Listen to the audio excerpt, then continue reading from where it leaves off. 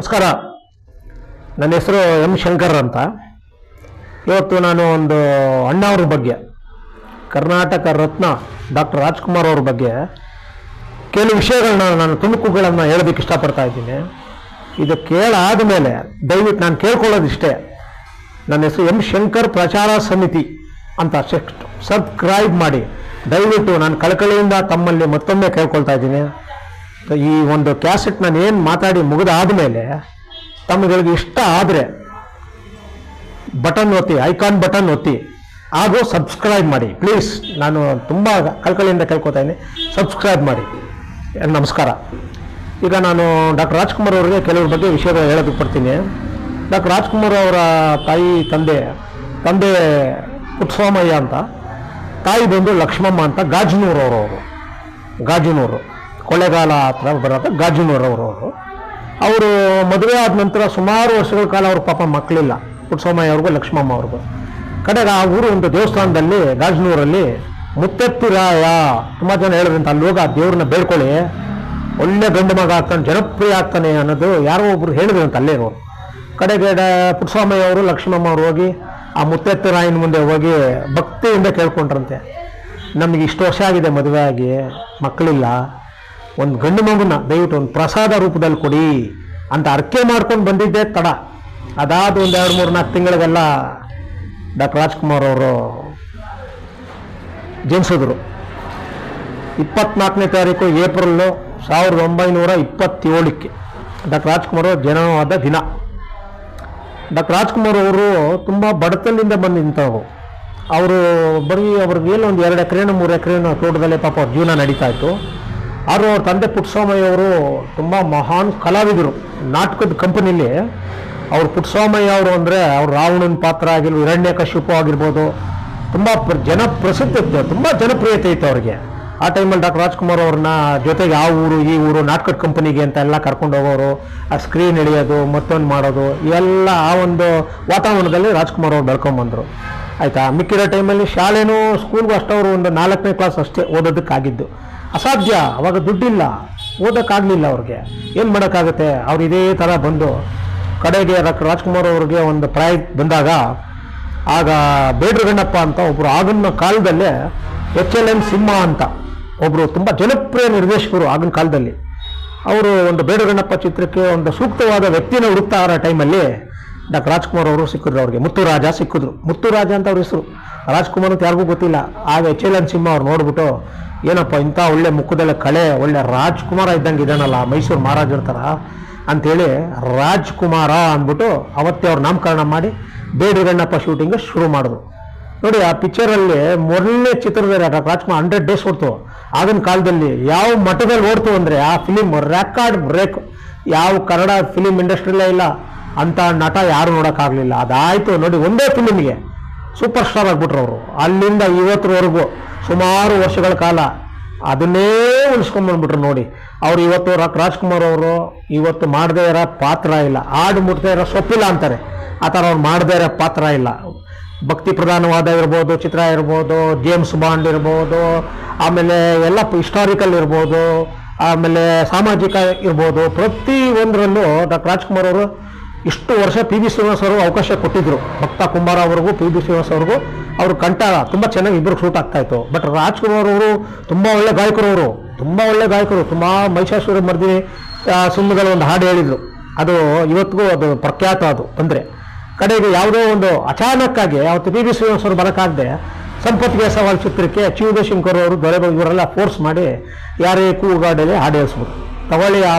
Release ಆಗಿದೆ ತಡ, ಖ್ಯಾತ ಹಿನ್ನೆಲೆ ಗಾಯಕರಾಗ್ಬಿಟ್ಟು ರಾಷ್ಟ್ರ ಪ್ರಶಸ್ತಿನೂ ಬಂದ್ಬಿಡ್ತು ಜೀವನ ಚೈತ್ರ ಚಿತ್ರಕ್ಕೆ, ನಾದಮಯ ಹಾಡಿಗೆ.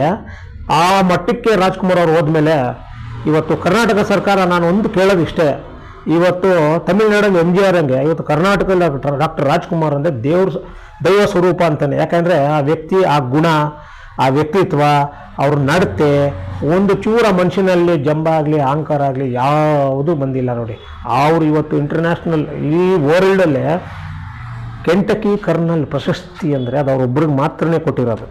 ಬಹುಶಃ ಬೇರೆಯವ್ರಿಗೆ ಅದಾದಮೇಲೆ ಬಂದಿರ್ಬೋದೇನೋ ಗೊತ್ತಿಲ್ಲ. ಆದರೆ ಡಾಕ್ಟರ್ ರಾಜ್ಕುಮಾರ್ ಅವ್ರಿಗೆ ನೋಡಿ, ಮೈಸೂರು ವಿಶ್ವವಿದ್ಯಾಲಯದವರು ಡಾಕ್ಟ್ರೇಟ್ ಕೊಟ್ಟರು. ಪದ್ಮಭೂಷಣ ಕೊಟ್ಟರು. ಯಾವಾಗ ಜೈಲ್ ಸಿಂಗ್ ಅವರು ಪ್ರೆಸಿಡೆಂಟ್ ಆಗಿರೋವಾಗ ಪದ್ಮಭೂಷಣ ಸಿಕ್ತು ಡಾಕ್ಟರ್ ರಾಜ್ಕುಮಾರ್ ಅವ್ರಿಗೆ. ಅಂಥ ಪ್ರಖ್ಯಾತ ನಟ. ಅದು ನಿಜವಾಗ್ಲೂ ಅವರು ಕಲೆಗೋಸ್ಕರ ಹುಟ್ಟಿದ್ದಾರೆ ಅಂತ ಅನಿಸುತ್ತೆ ನಮಗೆಲ್ಲ. ಅವರು ನಡೆ ನುಡಿ, ಅವ್ರ ಸ್ವಭಾವ, ಅಬ್ಬಾ ಆ ಥರ. ನಿಜವಾಗ್ಲೂ ಈಗ ನಾನು ಕೇಳ್ಕೊಳ್ಳೋದು ಇಷ್ಟೇ, ಈಗಿನ ಕಲಾವಿದರುಗಳಿದಾರಲ್ಲ, ಒಂದು 4-5 ಚಿತ್ರ ಮಾಡಿಬಿಟ್ರೆ ಎನ್ನಿಲ್ಲದೆ 2 ಕೊಂಬು ಬಂದ್ಬಿಡುತ್ತೆ, ಕೊಂಬು. ಡಾಕ್ಟರ್ ರಾಜ್ಕುಮಾರ್ 209 ಪಿಕ್ಚರ್, 208 ಪಿಕ್ಚರ್ ಮಾಡಿ ಇವತ್ತು ಆ ಮನುಷ್ಯ ಎಷ್ಟು ಒಂದು ಸಿಂಪ್ಲಿಸಿಟಿ ಏನಂದರೆ ತಮಗೆಲ್ಲ ಗೊತ್ತಿದೆ, ಅದೇನು ಹೇಳೋ ಅವಶ್ಯಕತೆ ಇಲ್ಲ. ಓದಿದ 4ನೇ ಕ್ಲಾಸ್ ಅಂದರು, ಅವ್ರ ಜ್ಞಾನ ಇದೆಯಲ್ಲ, ಯಾವ MA PhD ಲಿಟ್ರೇಚರು ಇಲ್ಲ ಅದ್ರ ಮುಂದೆ, ಅಷ್ಟು ಜ್ಞಾನವಂತರು ಅವರು. ಅದು ಅದು ದೇವರೇ ಒಂದು ಕಾಣಿಕೆ ಅಂತ ಅನಿಸುತ್ತೆ ನನಗೆ. ಆದರೆ ನಾನು ಕೇಳೋದು ಇಷ್ಟೇ, ಇಷ್ಟು ವರ್ಷ ಚಿತ್ರರಂಗದಲ್ಲಿ ದುಡಿದು ಇವತ್ತು ನಮಗೆಲ್ಲ ಮನೋರಂಜನೆ ಕೊಟ್ಟು ಬಿಟ್ಟು ಹೋಗಿದ್ದಾರೆ, ಕೆಲವು ಮೌಲ್ಯಗಳು ಬಿಟ್ಟು ಹೋಗಿದ್ದಾರೆ. ಇವತ್ತು ಅದನ್ನೆಲ್ಲ ನಾವು ಅನುಸರಿಸ್ಕೊಂಡು ಹೋಗ್ಬೇಕು. ಈಗಿನ ಕಾಲದ ಯುವ ಪೀಳಿಗೆಗಳಿದಾರಲ್ಲ, ಹಾಗೂ ಕಲಾವಿದರುಗಳಿದಾರಲ್ಲ, ಅವರಿಂದ ಡಾಕ್ಟರ್ ರಾಜ್ಕುಮಾರ್ ಅಂತ ಕಲ್ತ್ಕೊಳ್ಳೋದು ಭಾಳ ಇದೆ, ತುಂಬ ಇದೆ, ಕಲ್ತ್ಕೊಳ್ಬೇಕು. ಇವತ್ತು ನೋಡಿ ಡಾಕ್ಟರ್ ರಾಜ್ಕುಮಾರ್ ಅವರು ದೊಡ್ಡ ಮನೆ ಅಂತ ಹೇಳ್ತೀವಿ, ಇವತ್ತು ಅವ್ರ ಮಕ್ಕಳುಗಳನ್ನ ಯಾವ ಮಟ್ಟದಲ್ಲಿ ಸಾಕಿದ್ದಾರೆ. ಯಾವತ್ತು ಇವಾಗ ಶಿವರಾಜ್ಕುಮಾರ್ ಇರ್ಬೋದು, ಪುನೀತ್ ಇರ್ಬೋದು, ರಾಘವೇಂದ್ರ ರಾಜ್ಕುಮಾರ್ ಇರ್ಬೋದು, ಅವ್ರ ಮಕ್ಕಳುಗಳು, ಹೆಣ್ಣುಮಕ್ಳುಗಳಿರ್ಬೋದು, ಇಂಥವ್ರ ಮಕ್ಕಳು ಅಂಥವ್ರ ಮಕ್ಕಳು ನೆವರ್ ಬರಲಿಲ್ಲ. ತುಂಬ ಅವರು ಅಷ್ಟು ಒಂದು ಒಳ್ಳೆತನದಲ್ಲಿ ಸಾಕಿದ್ದಾರೆ. ನಿಜವಾಗ್ಲೂ ಅದರಿಂದ ನಾವೆಲ್ಲ ಬುದ್ಧಿ ಕಲಿಬೇಕು ಅನಿಸುತ್ತೆ. ಆದರೆ ನಾನು ಇವತ್ತಿಷ್ಟು ಮಾತಾಡೋಕ್ಕೆ ಕಾರಣ ಏನು ಅಂತ ಹೇಳಿದ್ರೆ, ಇಂಥ ಒಬ್ಬ ಪ್ರಖ್ಯಾತ ನಟ, ಪ್ರಸಿದ್ಧ ನಟ, ಇಡೀ ವರ್ಲ್ಡಲ್ಲೇ ಡಾಕ್ಟರ್ ರಾಜ್ಕುಮಾರ್ ಥರ ಒಂದು ವ್ಯಕ್ತಿ ಅದು ಭಾಳ ವಿರಳ, ಅಪರೂಪ. ಅದು ಅರ್ಥ ಆಯ್ತಾ? ಅಂಥ ವ್ಯಕ್ತಿಗೆ ಯಾಕೆ ಕರ್ನಾಟಕ ಸರ್ಕಾರ, ಯಾಕೆ ನಮ್ಮ ಕೇಂದ್ರ ಸರ್ಕಾರ ಇನ್ನೂ ಭಾರತ ರತ್ನ ಕೊಟ್ಟಿಲ್ಲ? ಅವ್ರಿಗೆ ಕೊಡಬೇಕಾಗಿತ್ತಲ್ವ? ಪಾಪ ಇಂದಿಯರವರು ಅಷ್ಟೇ, ಅವ್ರ ಮರಣ ಆದ ನಂತರ ಕೊಟ್ರಿ. ಇಲ್ಲಿ ರಾಜ್ಕುಮಾರ್ ಬದುಕಿರುವಾಗ ಬಂಗಾರಪ್ಪನವರು ಮುಖ್ಯಮಂತ್ರಿ ಆಗಿದ್ದಾಗ ಶಿಫಾರಸು ಮಾಡಿದ್ರು, ಅಷ್ಟೊಂದು ಪರಿಗಣನೆ ತಗೊಳ್ಳಿಲ್ಲ ಕೇಂದ್ರ ಸರ್ಕಾರದಲ್ಲಿ. ಯಡಿಯೂರಪ್ಪ ಅವರು ಇದ್ದಾಗೂ ಅಷ್ಟೇ ಆ ಒಂದು ಮೇಡಮ್ ಕಳಿಸಿದ್ರು ಅಲ್ಲಿಗೆ, ಕೊಡಿ ಈ ಥರ ಭಾರತ ರತ್ನ ಡಾಕ್ಟರ್ ರಾಜ್ಕುಮಾರ್ ಅವ್ರಿಗಂತ. ಈಗ ನಾನು ಕೇಳ್ಕೊಳ್ಳೋದಿಷ್ಟೇ, ದಯವಿಟ್ಟು ನಾನು ಈ ವಿಡಿಯೋ ಮುಖೇನ ಕೆಲವು ವಿಷಯಗಳು ಮಾತ್ರ, ಅದು ಬೇಕಾದಷ್ಟಿದೆ. ರಾಜ್ಕುಮಾರ್ ಅವ್ರ ಬಗ್ಗೆ ಹೇಳಕ್ಕೆ ಹೋದರೆ ಅದು 5 ಬುಕ್ ಬರಿಬೋದು. ಕೆಲವು ವಿಚಾರಗಳನ್ನ ಹೇಳಿದ್ದೀನಿ. ಅಂಥ ಮಹಾನ್ ವ್ಯಕ್ತಿಗಳ ಬಗ್ಗೆ ನಮ್ಮ ಸರ್ಕಾರ ಸ್ವಲ್ಪ ಗಂಭೀರವಾಗಿ, ನಮ್ಮ ಸಿದ್ದರಾಮಯ್ಯ ಸರ್ಕಾರದವರು ಗಂಭೀರವಾಗಿ ಪರಿಗಣನೆ ಮಾಡಿ ಕೇಂದ್ರಕ್ಕೆ ಶಿಫಾರಸು ಮಾಡಿ ಅವ್ರಿಗೊಂದು ಭಾರತ ರತ್ನ ಕೊಡಿಸ್ಬಿಟ್ರೆ ನೋಡಿ, ಇವತ್ತು ನಮ್ಮ ಕನ್ನಡಿಗರಿಗೆ ಜೀವನನೇ ಪಾವನವಾಗುತ್ತೆ. ಇದನ್ನು ಆದಷ್ಟು ಕೂಡಲೇ ಮಾಡ್ತೀನಿ ಅಂತ ನಾನು ನಂಬಿದ್ದೀನಿ. ಆಮೇಲೆ ಇನ್ನೊಂದು ಮುಖ್ಯವಾದ ತುಂಬ ಒಂದು ದುಃಖಕರ ಆದಂಥ ವಿಚಾರ, ಡಾಕ್ಟರ್ ರಾಜ್ಕುಮಾರ್ ಅವರ ಹಿರಿಯ ಮಗ ಶಿವಣ್ಣ ಇದ್ದಾರಲ್ಲ, ಶಿವರಾಜ್ಕುಮಾರ್, ಇವತ್ತು ಪಾಪ ಅವರು ಒಂದು ರೋಗಕ್ಕೆ ತುತ್ತಾಗಿದ್ದಾರೆ. ಅವರು ಇವಾಗ ಅಮೆರಿಕಕ್ಕೆ ಚಿಕಿತ್ಸೆಗೆ ಹೋಗ್ತಾ ಇದ್ದಾರೆ. ಬಹುಶಃ ಮೀಡಿಯಾಗಳೆಲ್ಲ ಬರ್ತಾ ಇದೆ. ಪಾಪ ನನಗೆ ತುಂಬ ಬಾಲ್ಯ ಸ್ನೇಹಿತರು ಅವರು, ತುಂಬ ಒಂದು 25-30 ವರ್ಷದ ಹಳೆ ಸ್ನೇಹಿತರು ನನಗೆ. ಅದು ಕೇಳಿದಾಗಿಂದ ಮನಸ್ಸಿಗೆ ತುಂಬಾ ಬೇಜಾರಾಗ್ತಾ ಇದೆ. ಎಷ್ಟು ಒಳ್ಳೆ ಹುಡುಗ, ಎಷ್ಟು ಒಳ್ಳೆ ಮನುಷ್ಯ ಶಿವರಾಜ್ಕುಮಾರ್. ಅವ್ರ ಅಪ್ಪನ ಥರನೇ ಗುಣದಿಂದ ಹಿಡಿದಿರ್ಬೋದು, ಬಡವ್ರಿಗೊಂದು ಸಹಾಯ ಮಾಡೋದಿರ್ಬೋದು. ಆ ಪಾಪ ಮನುಷ್ಯಂಗೆ ಆ ರೀತಿ ಆಗಿದೆ. ಈಗ ಭವಿಷ್ಯ ಈಗ ಶೂಟಿಂಗ್ಗಳೆಲ್ಲ ಮುಗಿಸ್ಕೊಂಡ್ಬಿಡ್ತಾರೆ, ನೆಕ್ಸ್ಟ್ ಅಮೆರಿಕಾಗೆ ಹೋಗ್ತಾ ಇದ್ದಾರೆ ಬರೋ ತಿಂಗಳು. ನಾವೆಲ್ಲ ಕನ್ನಡಿಗರು ದೇವರು ಬೇಡ್ಕೊಳ್ಳೋಣ, ಒಂದು ಒಳ್ಳೇದಾಗಲಿ ಅವ್ರಿಗೆ. ಇನ್ನೊಂದು ತಿಂಗಳು ಇದ್ದು ಬರ್ತಾರೆ, ವಾಪಸ್ ಬರಲಿ. ಅವ್ರಿಗೆ ದೇವರು ದೀರ್ಘಾಯುಸ್ಸು, ಆರೋಗ್ಯ ಬಗ್ಗೆ ಕೊಡಲಿ ಅಂತ ನಾನು ಮತ್ತೊಮ್ಮೆ ಕಳಕಳಿಯಿಂದ ಪ್ರತಿಯೊಬ್ಬರು ಕೇಳ್ತಾ ಇದ್ದೀನಿ. ಆದ್ದರಿಂದ ಇವಾಗ ನಾನು ಈ ಮಾತನ್ನು ಇಲ್ಲಿ ಮುಗಿಸ್ತಾ ಇದ್ದೀನಿ. ಕೆಲವು ವಿಚಾರಗಳನ್ನ ಸರ್ಕಾರ ಗಮನಕ್ಕೆ ತಂದಿದ್ದೀನಿ. ಸ್ವಲ್ಪ ಸರ್ಕಾರನೂ DK ಶಿವಕುಮಾರ್ ಇರ್ಬೋದು, ಉಪ ಮುಖ್ಯಮಂತ್ರಿಗಳು, ದಯವಿಟ್ಟು ತಮಗೂ ನಾನು ಕಳಕಳಿಯಿಂದ ಕೇಳ್ಕೊಳ್ತಾ ಇದ್ದೀನಿ, ಸಿದ್ದರಾಮಯ್ಯವ್ರಿಗೂ ಕೇಳ್ಕೊಳ್ತಾ ಇದ್ದೀನಿ, ದಯವಿಟ್ಟು ಇದನ್ನು ತುಂಬ ಗಂಭೀರವಾಗಿ ಪರಿಗಣನೆ ಮಾಡಿ ಒಂದು ಭಾರತ ರತ್ನಕ್ಕೆ ಶಿಫಾರಸು ಮಾಡಿ ಕೇಂದ್ರ ಸರ್ಕಾರಕ್ಕೆ ಆದಷ್ಟು ಬೇಗ ಭಾರತ ರತ್ನ ಕೊಡಿಸಿ ಅಂತ ನಾನು ಮನ್ಮನೆಯಿಂದ ಕೇಳ್ಕೊಳ್ತಾ ಇದ್ದೀನಿ. ಎಲ್ಲರಿಗೂ ನಮಸ್ಕಾರ. ನನ್ನ ಹೆಸರು M. ಶಂಕರ್ ಅಂತ. ನಾನು ಸ್ಟಾರ್ಟಿಂಗ್ ಹೇಳಿದ್ದೀನಿ, ಈ ವಿಡಿಯೋ ಕೇಳಾದ್ಮೇಲೆ ತಾವು ಇಷ್ಟಪಟ್ಟರೆ ದಯವಿಟ್ಟು ನಾನು ಕೈ ಮುಗಿದು ಕೇಳ್ಕೊಳ್ತಾ ಇದ್ದೀನಿ, ನೋಡಾದ್ಮೇಲೆ ಸಬ್ಸ್ಕ್ರೈಬ್ ಮಾಡಿದ್ರೆ ಸಾಕು ನನಗೆ.